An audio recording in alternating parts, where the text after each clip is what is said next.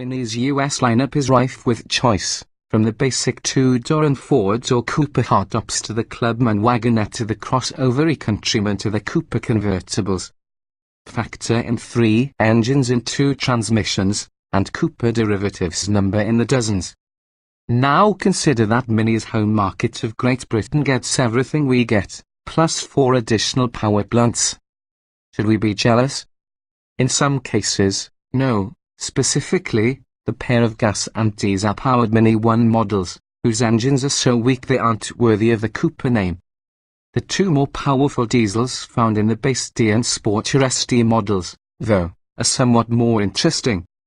We had the opportunity to experience both, in the form of a Cooper D Clubman and a Cooper hardtop ST 4-door hatchback which Mini calls 5-door in its home market, while in the UK for the unveiling of the Mini Vision X100 concept.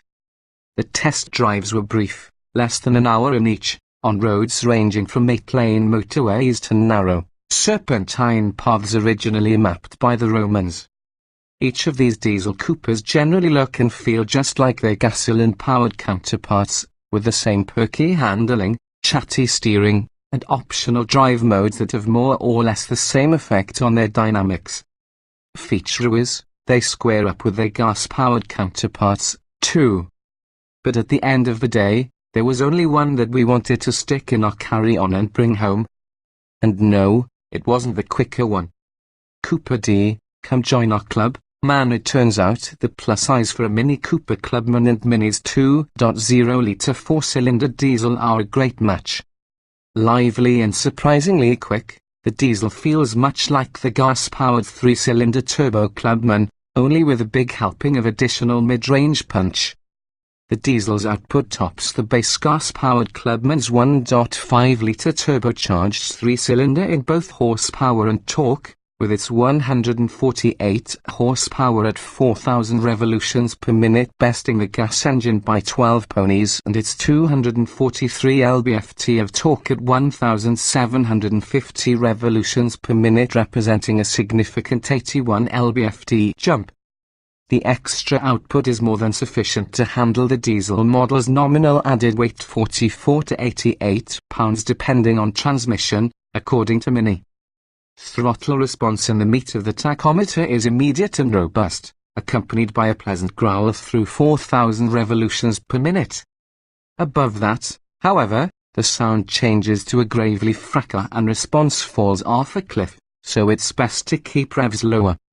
Mini's claim that the Cooper D Clubman shaves more than half a second from the gasoline version's 0 to 62 mph time 8.5 seconds versus 9.1 is entirely believable. Those numbers may be somewhat conservative. We coaxed a U.S.spec Clubman to 60 miles per hour in 8.0 seconds in a recent test of an automatic-equipped model, so we'd love to properly test a diesel ourselves. Factor in the D Clubman's considerable 20 to 25% improvement in fuel economy on the European test cycle. A hypothetical US model should be rated at better than 40 miles per gallon on the highway cycle, and the £2,380, about $3,150 higher price, though steep, seems worthwhile. Cooper ST. More is less. We were underwhelmed by the Mini Cooper hardtop ST 4-door despite its smaller size and sportier mission. Like the Cooper D, the Cooper ST is powered by a 2.0-litre turbodiesel 4-cylinder, only this one has been goosed to the tune of 168 horsepower and 266 lb-ft of torque.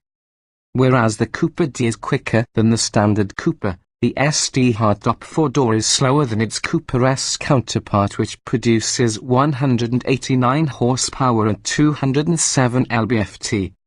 The ST's factory estimated 0 to 62 mph time lags that of the Cooper S by half a second, at 7.4 seconds for both the manual and the 8-speed automatic. Fortunately, Mini says the weight will increase by only 33 to 55 pounds, leaving the S model's zippy handling more or less intact. At least it doesn't cost as much to upgrade, only £795 more than the gas model, or about $1,050 at current exchange rates. Why would anyone want to spend the extra coin for the ST? A massive 39 to 44% boost in fuel economy over the Cooper S and a large drop in CO2 emissions, neither of which may be big motivators for customers in the States, we suspect, but with sky-high fuel prices across the pond, the calculus is different for Brits.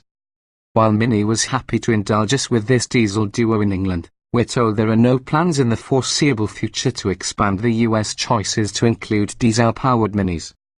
The brand is in the process of consolidating its product range while simultaneously applying electrification to some of its models.